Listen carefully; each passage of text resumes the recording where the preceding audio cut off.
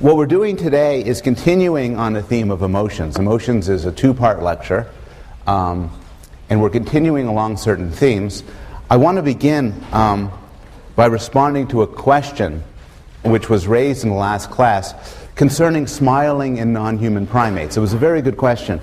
The issue was, we know that humans have different sorts of smiles to convey different sorts of information. The question was, do non-human primates, like chimpanzees or gorillas or gibbons, have the same many sorts of smiles?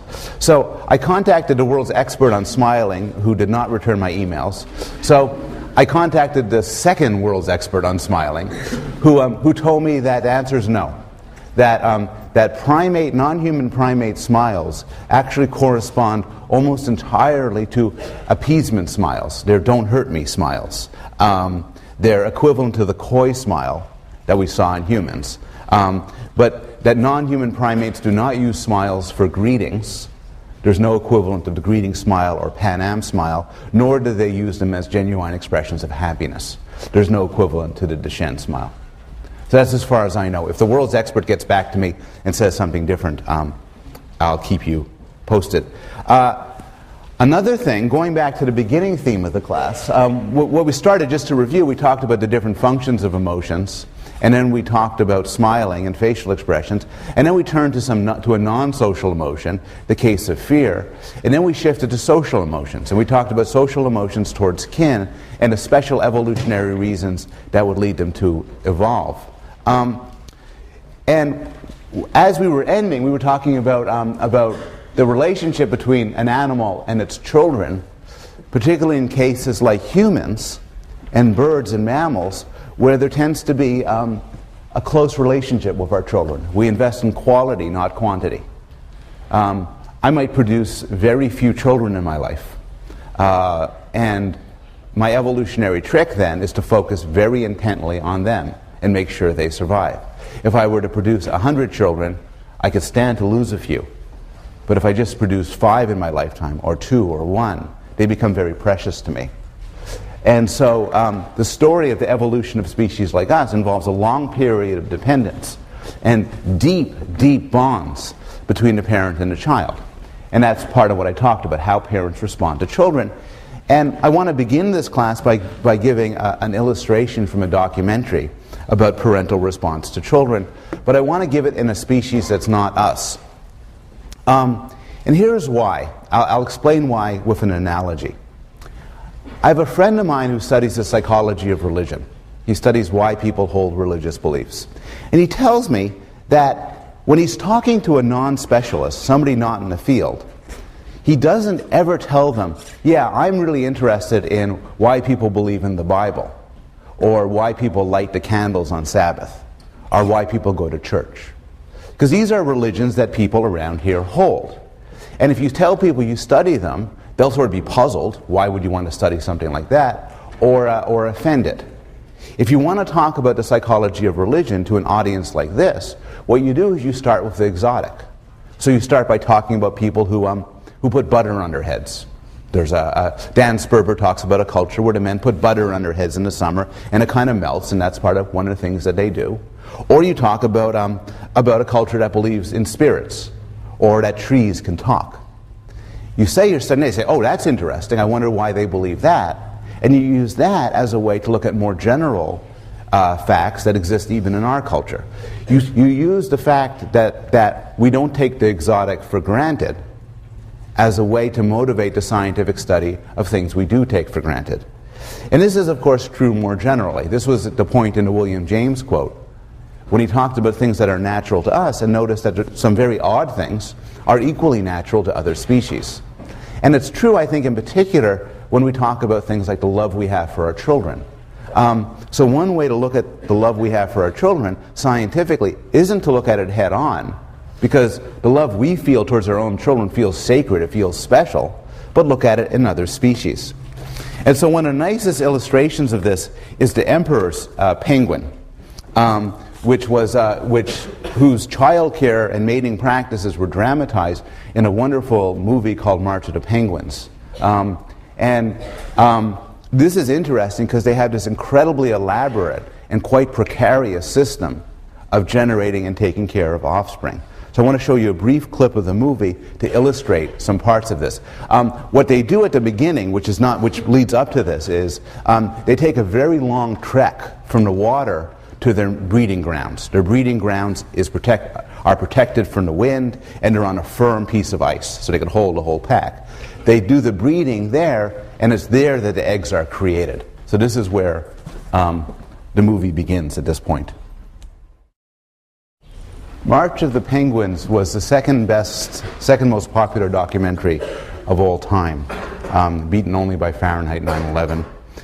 And people responded to it in different ways, which are informative when we think about the generalizations you can make from animal behavior to human behavior. Some conservative commentators saw this as a celebration of family values, such as love and trust and monogamy. Some liberals who hate everything that's good and true responded by saying, well, yeah, they're monogamous for one breeding season. It's a year. Then they go and find another mate. You add it up. It's pretty slutty. I think more to the point, people were impressed and stunned by the rich and articulate and systematic behavior that these animals were showing. Plainly, they didn't pick it up from television, movies, culture, learning, schooling, so on. To some extent, this sort of complicated behavior came natural to them. And it's understandable that some proponents of intelligent design or creationism pointed to this as an example of how God creates things that are deeply, richly intricate so as to perpetrate the survival of different animals. From a Darwinian standpoint, the Darwinian would agree with the creationists that this couldn't have happened by accident. This is just far too complicated, but would appeal to this as an exquisite example of a biological adaptation. In particular, a biological adaptation regarding parental care to children, shaped by the fact that children share the parents' genes. And so parents will evolve in ways that perpetrate the survival of their children. Then there's the other direction, which is how children respond to parents, how the young ones are wired up to resonate and respond in different ways to the adults around them. And we quickly talked about some different theories of this, and I'll just review what we talked about last class. Babies will develop an attachment to whoever's closest. They'll usually prefer their mothers, because their mothers are typically those who are closest to them. They'll prefer her voice, her face, her smell. It used to be thought that there's some sort of magical moment of imprinting, that when the baby is born, the baby must see his or her mother, and boom, a connection is made. If the baby doesn't, terrible things will happen with attachment later on. This is silly. There's no reason to believe there's some special moment or special 5 minutes or special hour. It's just in the fullness of time, babies will develop an attachment to the animal that's closest to it. They will recognize it as, at an implicit level, at an unconscious level, as their kin. Well, how does this work? How does the baby's brain come to develop an emotional attachment to that creature? Well, you remember from Skinner that operant conditioning could provide a good answer to this. And this is known as the cupboard theory, which is babies love their moms because the moms provide food. It's the law of effect, it's operant conditioning. They will approach their mothers to get the food from them. And they will develop an attachment because their mother provides food. And this is contrasted with a more nativist, hardwired theory developed by Bowlby, which claims that there's two things going on. There's drawn to mom for comfort and social interaction, and afraid of strangers. Now, in the real world, it's difficult to pull apart these two means of attraction, because the very same woman who's giving you comfort and social interaction is also the one giving you milk. But in the laboratory, you can pull them apart. And that's what Henry Harlow did in the movies you saw last week. So Harlow exposed primates to two different mothers. One is a wire mother. That's a Skinnerian mother. That's a mother who gave food. The other's a cloth mother. set up so that she'd be comfortable and give warmth and cuddling. And the question is, which one do babies go for? And as you can remember from the movies, the results are fairly decisive. Babies go to the wire mother to eat. As one of the characters said, you got to eat to live. But they viewed they loved the cloth mother. They develop an attachment to the warm, cuddly mother. That's the one they used as a base when they were threatened. That's the one they used as a base from which to explore. Okay, and that actually, that's just, I had a picture. And that actually takes me to the, except for one thing. It almost takes me to the end of the question of our emotions towards kin.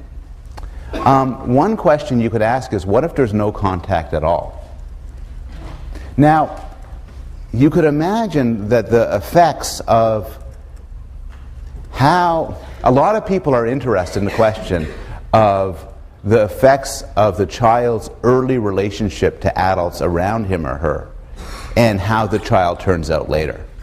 This becomes hugely relevant for social debates like daycare. So, for instance, a lot of psychologists are interested in the question, is it better for a child to be raised by a parent, usually a mother, or does it make a difference if the child goes to daycare? What if the child goes to daycare at 6 months? What if the child goes to daycare at 2 years?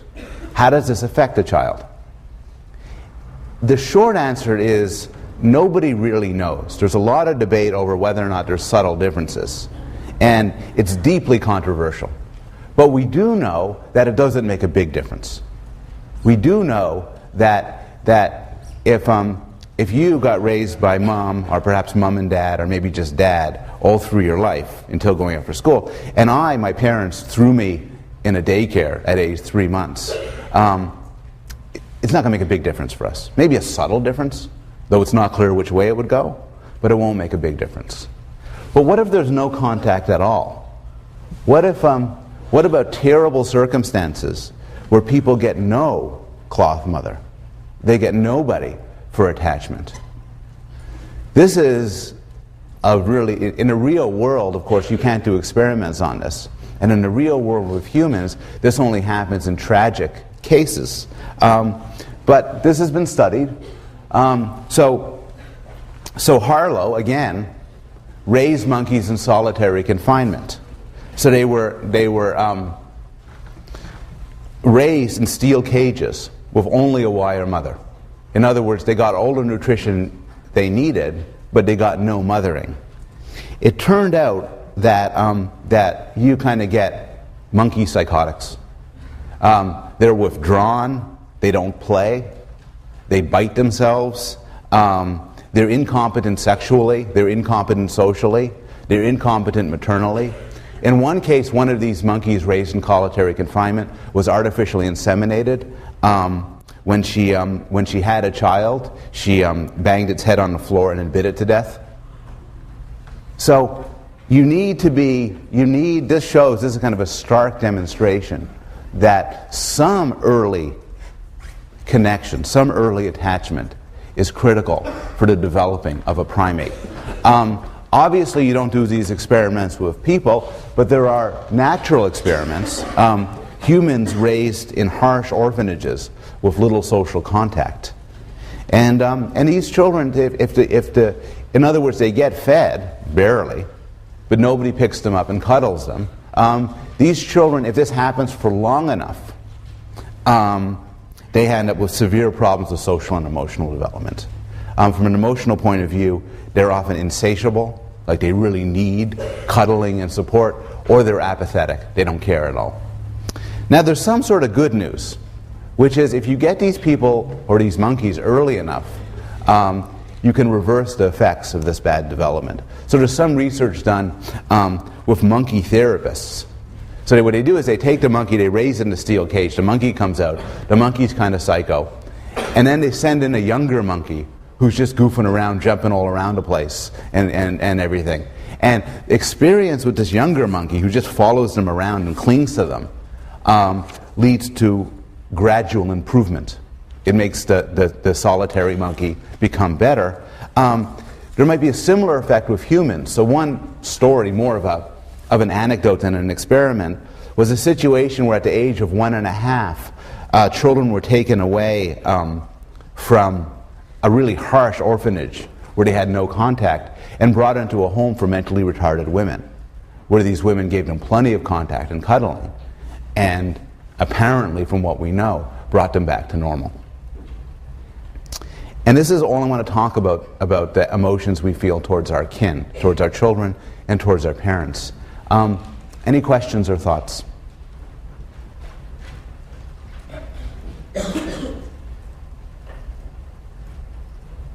Yes? Do children in orphanages comfort each other? It's a good question. Do children in orphanages comfort each other? I don't know. The situation probably wouldn't be there. The problem is children in orphanages who are in these terrible situations tend to be babies and very young. And they wouldn't be thrown together in situations where they could comfort each other. It's a really interesting question. What if it was a situation where children were raised without a supportive cloth mother adult, without people to pick them up and hold them, but they could play amongst themselves and support each other? I don't know the answer to that. Yes. Yes? Is there evidence on that? Yes, there is. With both monkeys and chickens. Yes. The answer is there is evidence, as everybody knows, that this sort of amongst the young support can actually help the monkey and the children. Somebody else had a question here? Yes? So what does that tell us about the middle ground? Like if a parent is comforting just a little bit and then, not that much or something. Right, so this is the question is, what does that tell us about the middle ground? So this is an extreme case. But what do we know about the middle case? Say your parent, you're not raised in a cage, you're not in a Romanian orphanage, but your parents just don't pick you up very much, they don't love you very much. There's no good evidence that that has any effect on a person. The problem is, and we're going to talk about this in much more detail in a couple of weeks, is it's true that parents who aren't affectionate have kids that aren't affectionate. But it's not clear this is because of a genetic connection or an environmental connection. The one thing we do know is that in the middle ground, effects tend not to be dramatic. So when you get away from extreme cases, effects are hard to see and require careful experimental research to tease out. I think what it's safe to say for everything but the severe conditions is we don't know what kind of effects there are, but if there are effects, they are not big and dramatic ones.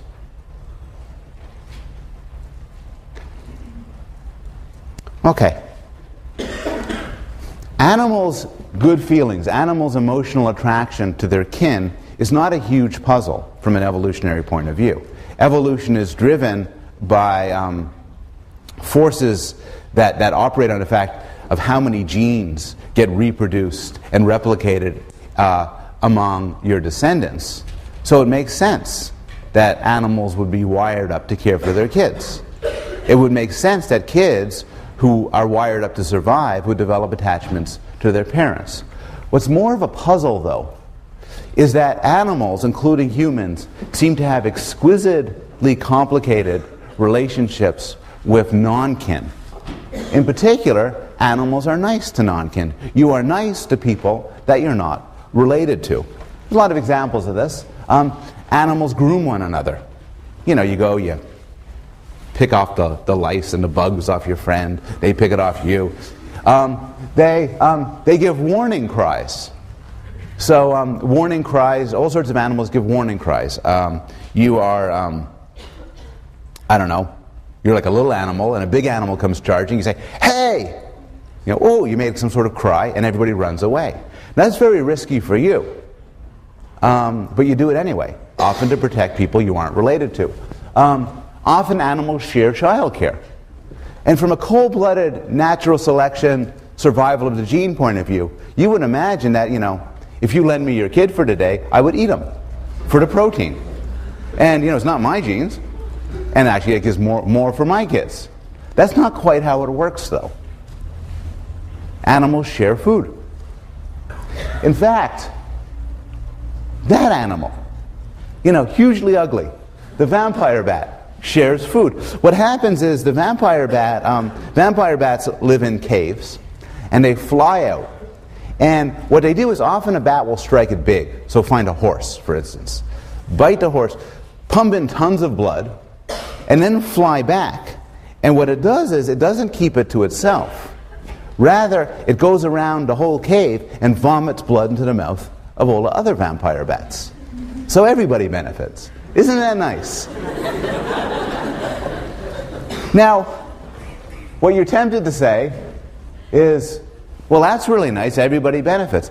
But this raises a puzzle from an evolutionary point of view. Remember, animals benefit more. Under this situation, animals benefit more by working together, by working alone. The benefits outweigh the cost. This is known as reciprocal altruism, meaning my behavior to you, my good behavior to you, my altruism for you, is predicated on the idea of reciprocation. I'll benefit from you. And you imagine how vampire bats, for instance, why this makes sense. If you're a vampire bat, it's a better system when anybody strikes it big to feed you, rather than for anybody to strike it big, use the blood, and then spit out all the rest of it. But here's the problem. Here's why it's such a puzzle. The problem is the existence of cheaters. And in economics and sociology, these are also known as free riders. And what a cheater or free rider does is it takes the benefits without paying the cost. Imagine two genes. Imagine one builds a vampire bat that accepts blood from others and shares blood. The other gene accepts blood from others and doesn't share blood. In the long run, B will actually outproduce gene A. Because in fact, B will be healthy while other vampire bats get sick. And then so the offspring will do better. An even sharper example is an example of warning cries. So gophers give warning cries when there's a predator. It is extremely adaptive to give a warning cry. Sorry, it's extremely active to respond to a warning cry. You hear a warning cry, oh crap, you run away. It is not very adaptive to give a warning cry. A really good solution then is to listen to warning cries, but not to give them. You know, suppose we had a system, it is very adaptive when people are going to the bar, when people buy drinks, to accept the drinks. It is not so adaptive from the standpoint of one's wallet to buy people drinks. Here's a solution. Accept drinks, but don't pay for drinks. And if everybody fell to that solution, the idea of buying around would fade. So there's the puzzle. Since a cheater in the short run can always outwin, does better than a non-cheater, how could this cooperation evolve? How could it be an evolutionarily stable strategy? And the answer is cheater detection.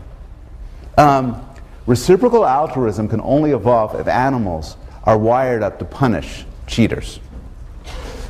Now that requires a lot of mental apparatus. You have to recognize cheaters, you have to remember cheaters, and you have to be motivated to punish cheaters. And not every animal has this degree of complicated apparatus, but actually we know that vampire bats do. So in one clever study, the theory says, the evolutionary theory says, yeah, I see what these vampire bats are doing, but you see, and this is a case where evolution makes a nice prediction, that couldn't evolve unless bats are keeping track. If bats aren't keeping track, then the system could never exist because the cheaters would just take it over. They must be watching for cheaters. So the experiment which was done is a vampire bat strikes it big, it flies back, and then you keep it, as a scientist, you keep it from giving blood to anybody else. Then what happens? Well, what happens is when the other bats strike it big, they starve the selfish bat. Just as if we go to bars and everybody buys a round, except for me. And this happens over and over and over again. Pretty soon you're going to buy a round, but you're not going to give me one. And so just as humans are keeping their eyes out for people who are taking the benefits without paying the costs, so are other animals. And it is argued that this sensitivity to cheating This focus on reciprocation plays a powerful role in the evolution of social behavior and the evolution of social emotions. And the classic illustration of this is the prisoner's dilemma. Now, many of you, I think, have seen the prisoner's dilemma in one course or another. It shows up, it is one of the main constructs in the social sciences. It shows up in cognitive science, psychology, economics. The teaching fellows are passing around something which you're not going to use right away. But for some of you, this is the first time you're going to be exposed to the prisoner's dilemma. So let me spell it out. Here's the idea. You and a friend commit a crime. You rob a bank, for instance. For the sake of this example, you are prisoner 2. You get caught. The police put you in a little room and they say, we want to know everything that happened. In particular, we want you to rat out your friend. Now, here are the options. And one thing about this is, nothing is hidden. The police officer could actually print out a copy of the prisoner's dilemma and put it right in front of you. And what he could say is, look, you're a prisoner 2. You could cooperate, you have two options. You could either cooperate with your friend, you could stay silent, or you could defect, or you could squeal. But the police officer says, look, let me tell you something. If you cooperate with your friend and he squeals on you, you'll go to prison for life and he'll walk out. However, if you squeal on him and he cooperates, he keeps quiet, he'll go to prison for life and you'll walk out. So what do? Now, on the nice side, what you can do is you can say, no, I'm going to be quiet. I'm going to cooperate. Now, if you could trust your friend to cooperate, you're fine. You each get a little stint in prison. But of course, your friend might defect. Your friend might squeal. Here's the important structure of the prisoner's dilemma. No matter what your friend chooses to do, you're better off squealing. So suppose you're prisoner 2. You believe your friend's going to cooperate with you. He's not going to give the information out. Well, then your best thing to do is squeal on him. What if you believe he's going to squeal on you? Well, your best thing to do is squeal on him. But if you could get your act together and you could coordinate this, you would both be quiet and get a fairly minor penalty. And you could see this. This is the standard origin of the prisoner's dilemma, why it's called a prisoner's dilemma. But you can see this all over the place. So here's the logic. The best case for you is to defect while the other person cooperates. The worst case is to cooperate while the other person defects. Back to the police thing, the best case for you is to give up all information, the other guy stays silent, you cut a deal, you walk home that day. The worst case is you're quiet, he cuts a deal, you go to prison for life. But overall, the best is that each cooperate, and overall, the worst for both is if each defect. And the reason that makes this tragic is this. Regardless of what your opponent does, it pays to defect. But if both people defect, both are worse off. I'll give a couple of other examples. Oh, that's just to show that there's a cartoon corresponding to the prisoner's dilemma. It is that common. Here's the idea. I break up with my wife. We've been married for a while. We've decided we're not going to go through it together anymore. And we break up. We're living in separate houses and we're starting to talk divorce. It occurs to me, here's me. That's me. Should I get a divorce lawyer, I ask. Now, I know divorce lawyers are really expensive. And it's kind of difficult to get a divorce lawyer. But if I get a divorce lawyer, and so neither one of us get a divorce lawyer, we'll just do okay. We'll get a mediator, we'll split the money down the middle, that'll be okay. But I'm kind of tempted, if I get a divorce lawyer, and she doesn't, my divorce lawyer will take everything she got. I get everything, she loses everything. Maybe I should be nice. Hold it. What if she gets a divorce lawyer and I don't? Well, then I'll lose everything, she'll get everything. Well, we should both get a divorce lawyer then. But we both do pretty badly. Imagine we're two countries, country A and country B. Should I do nuclear disarmament? That's pretty good. We do okay if both countries disarmed. You know, we'll live our lives, you know, we'll raise taxes, we'll do whatever countries do. But wouldn't it be cool if I build up my weaponry and they don't? I'll invade, take everything they got. That's kind of tempting. Uh-oh. Also, if I don't do anything and they do it, they'll invade my country, take everything. So we both build up our weaponry, and we both do pretty badly. Once you start thinking about things this way, there's no end to the sort of notions that could fall under the prisoner's dilemma. A good example is a drug deal.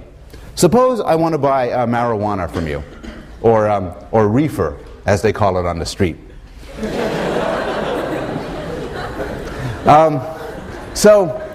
So I have $1,000, and from you I'd like to buy a ton of reefer. So I'm rounding up. So you say, wonderful, wonderful.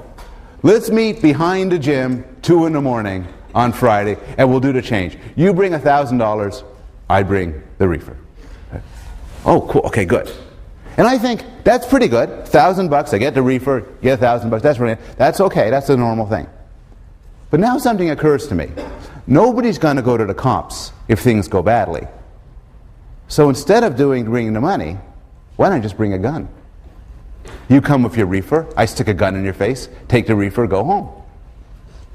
Maybe I won't do that. But now I worry, because you're thinking the same thing. So you could show up with a gun, stick the gun in my face, take the $1,000, go home. I'll have no reefer. What will I smoke? So we both think this way. So we both show up behind the gym 2 in the morning with guns. Well, that's not as bad for either one of us if you had a gun and I didn't have a gun. But still, we're both worse off than if we could cooperate and just do the damn trade.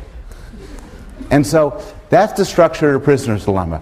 You can only appreciate the prisoner's dilemma by actually doing it. So here is a numerical equivalent to the prisoner's dilemma. Everybody should have a card in front of you, a file card. If you didn't get a card, a piece of paper will do just as well. Please write on one side, cooperate, and on the other side, defect.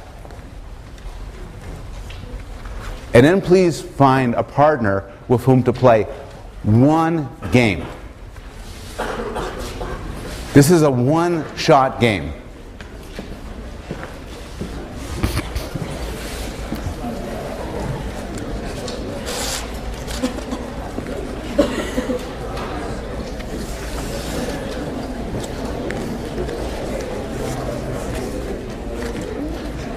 One of you is player 1.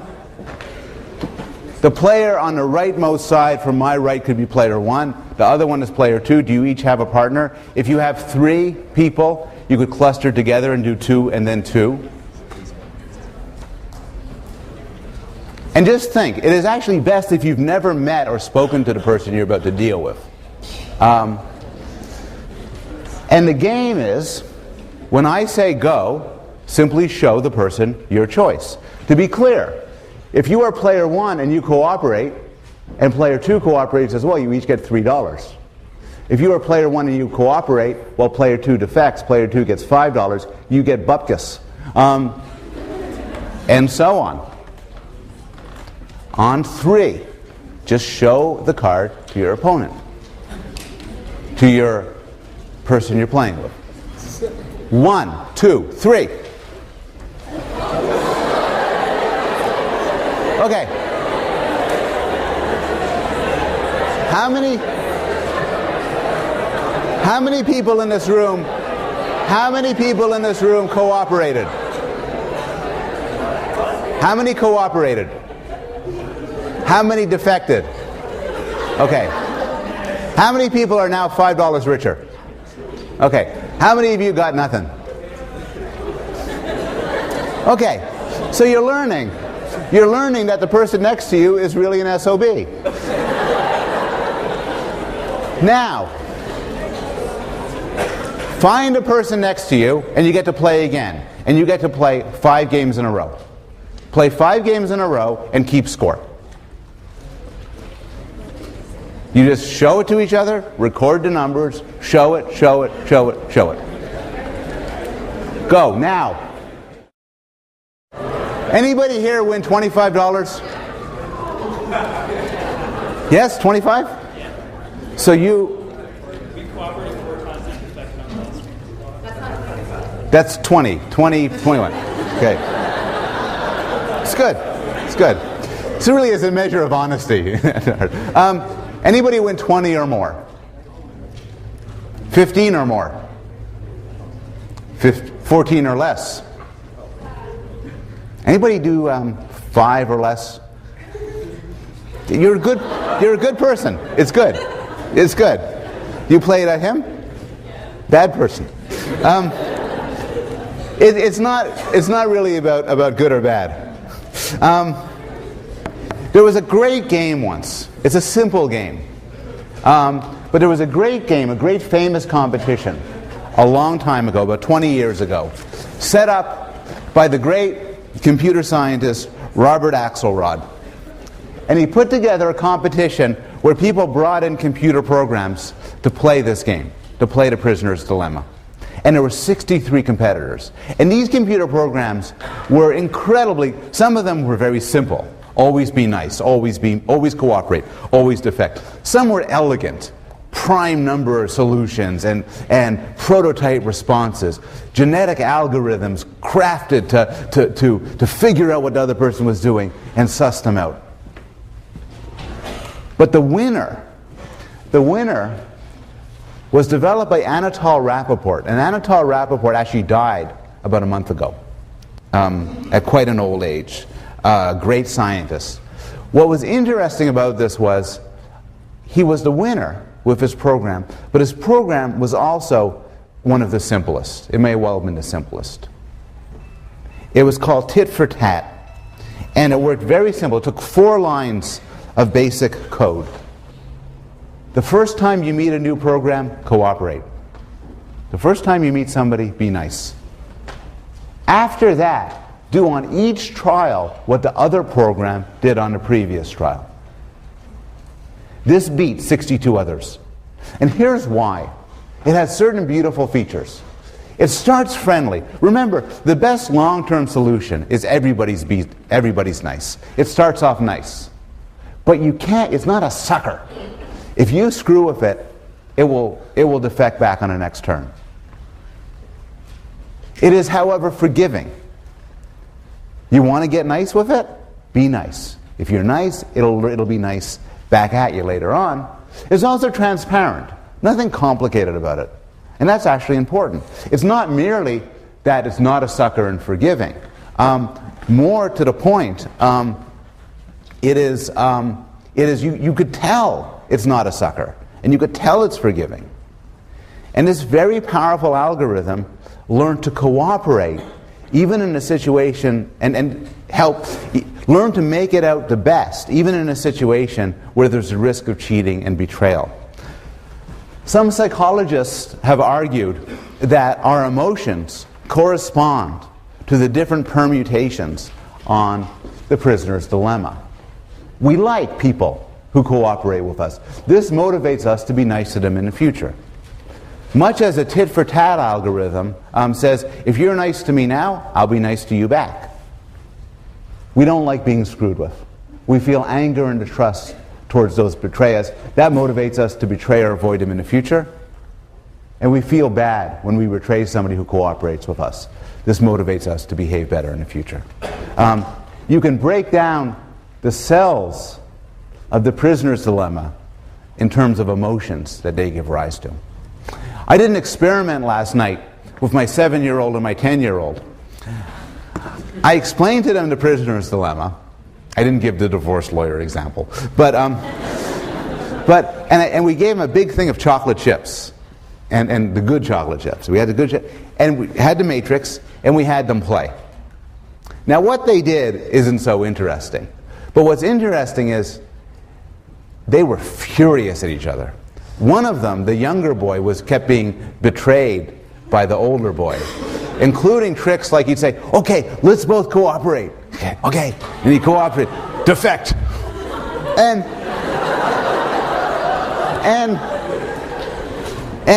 the response was anger. Though not actually guilt on the part of the other one, but rage. And we see these sort of things all the time in real life. You're familiar with the prisoner's dilemma, but there's another game which you might not be familiar with. It's called the ultimatum game. How many of you have encountered ultimatum game? Okay, some of you. Very simple. Choose a partner. It's a very simple game. When economists study this, they actually do this with real money. I do not have real money to let you do this to. One of you is A, one of you is B. The one on the right most from this side is A. The other one is B. Here's a very simple rule. I'd like A to turn to B and make an offer. A has $10. You can give B any amount you choose from that $10. From $1 to $10. B can do only one thing. B can accept it. If you accept it, you agree to take home the money, and A keeps whatever's left. Or reject it. If you reject it, you get nothing. Nobody gets anything. Everybody clear? So A is going to say, I'll give you so-and-so dollars. B will say, okay. In which case, B walks away with so-and-so dollars. Or, and A walks away with whatever rest. Or B could say, reject. In which case, nobody gets anything. So this game cards in two steps. The first thing, I'd like A to turn to B and make your offer. B doesn't do anything yet. Make your offer.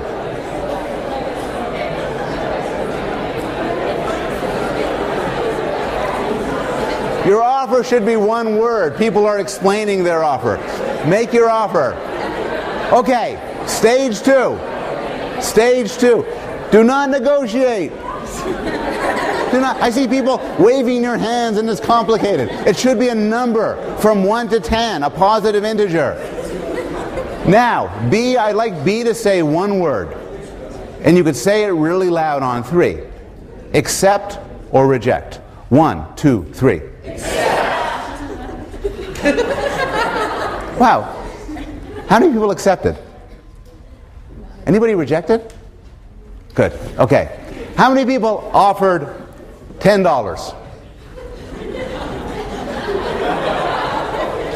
How many people offered more than $5? Okay. How many people offered $1? Okay. When you offered $1, did you accept? Yeah. Anybody else offer $1? When you offered $1, did your partner accept? Yeah. Okay. How many people offered either $4 or $5? Okay. This is an interesting game because the person who accepted $1 was being rational. $1 is better than no dollars. So the psychology of human rationality is such that from a logical point of view, you should reason $1 is better than nothing. A rational person should accept $1, and because we're smart, A should offer $1. But not many of you offered $1. Why?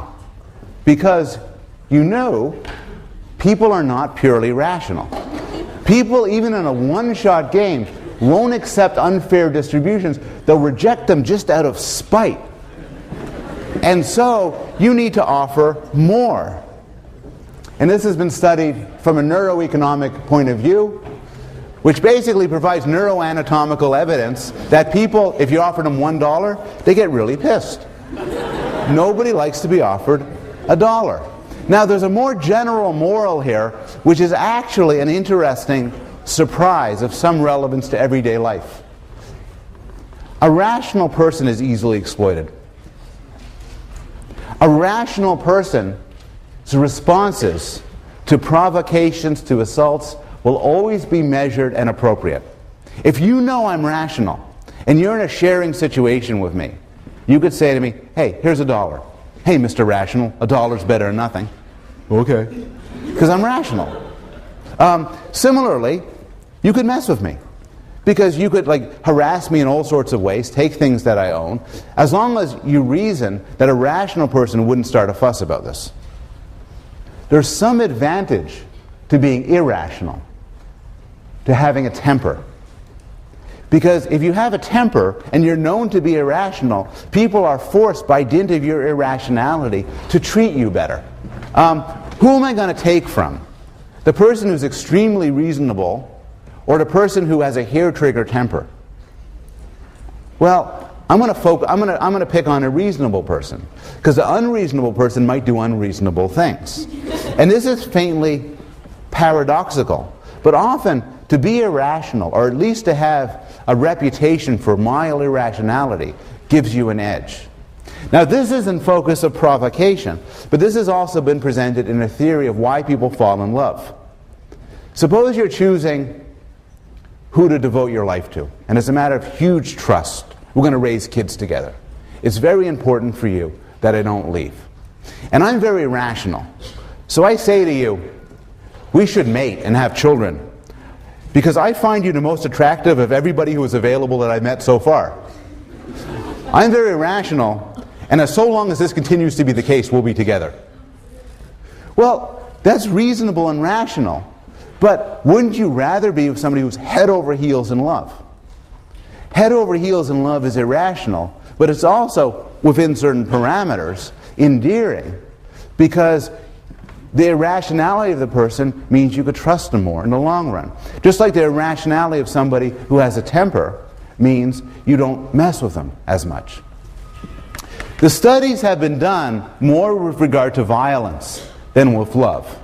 And in fact, the irrationality, the benefits of irrational violence have been translated in terms of the study of homicide and other crimes.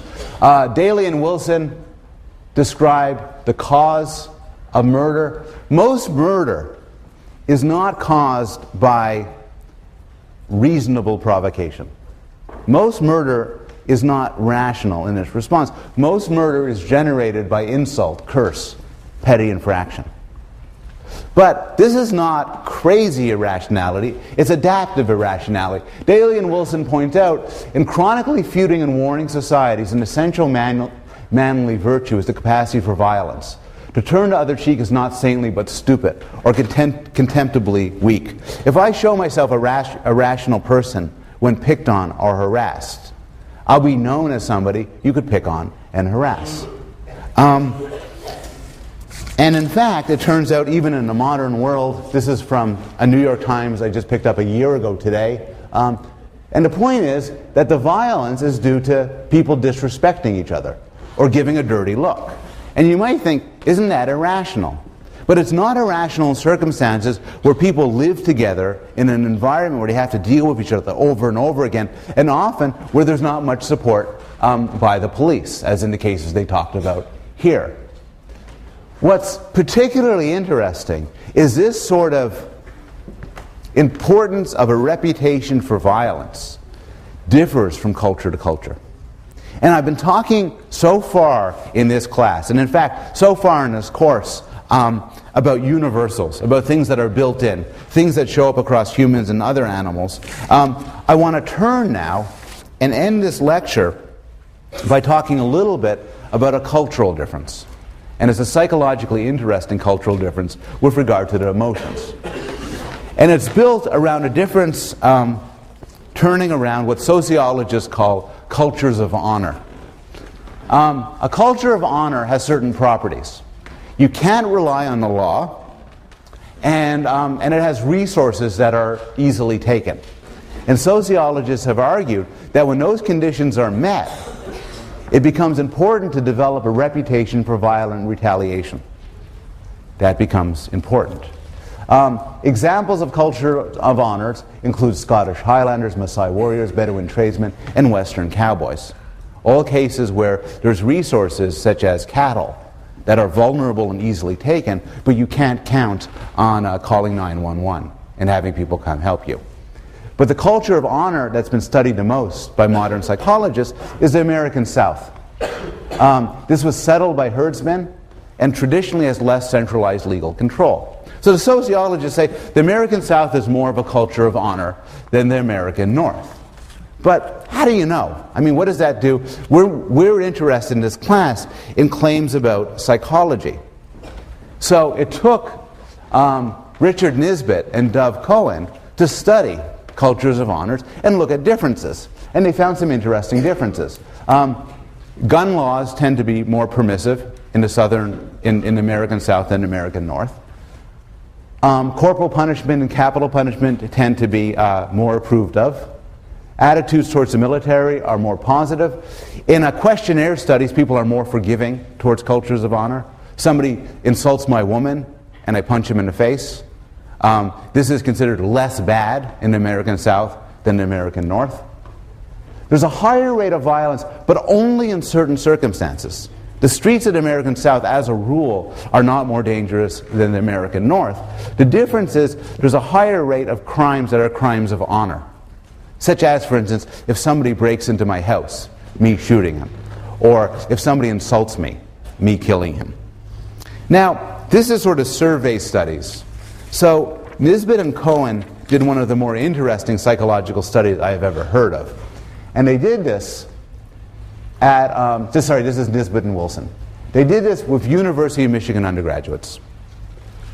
They did a subject pool thing, like you're doing now. And on it, your demographic information was listed. And what they did was they took white males who are not Hispanic and not Jewish. That was their sample. Culture of honor is a phenomenon limited to males. And they wanted to make a sort of a clean study, so they wanted to get a homogeneous sample, so not Hispanic, not Jewish. And they provoked them. And the provocation was genius. What they did was they said they brought people into the psychology building, as you'd be brought into Kirtland or SSS or Dunham. And they said, they had somebody go in, there's a desk, and they said, yeah, go down the hall for the experiment. There's a hallway. And then you walk through the hallway. And walking the other direction at that moment, a male graduate student would start to walk. And he's holding some files. And what he does is he bumps the person. Looks at him and says, asshole. And keep walking. Now, to be fair, the graduate student survived bumping into like hundreds of males, calling them assholes, and then walking through. Fights did not break out, nobody was shot. But then they brought the men, now went into a room, and they were tested. And it turned out that that there were differences in the stress response. On average, males from the American South showed higher hormone response and stress response than males in the American North. Increases in testosterone and cortisol. There's also differences in later behavior. The people suggesting that they were made angry. They gave differences in fill-in-the-blank questions, for instance. I don't remember the examples, but it's examples like John went to the store and bought a blank. And then the Northerners would say, and bought, an apple. And the Southerners would say, an AK-47. To kill that freaking graduate student. Now, again, the American South, people in the American South were not overall more violent than the American North, but they were more and more sensitive to provocations of honor. Now, when I gave this lecture a few years ago, a Southern student contacted me afterwards and said that she felt that picking out the Southern minority at Yale was to some regard offensive, and that people say things at Yale about Southerners, American Southerners, that they would never say about any other minority group. So there's 2 points I want to make regarding this. One is, of course, these are average differences. Not every Northerner and Southerner would differ along these lines. But another one is, I think the effect is real, but it's not entirely clear that it reflects poorly on the cultures of honor, as opposed to other cultures. So Nisbet, for instance, is himself a Southerner, and he points out that when he went to the North, he was most astonished by how rude people are. And this is because the American North, is not particularly a culture of honor. And so there's less proper behavior towards other people because there's no fear of retaliation or response.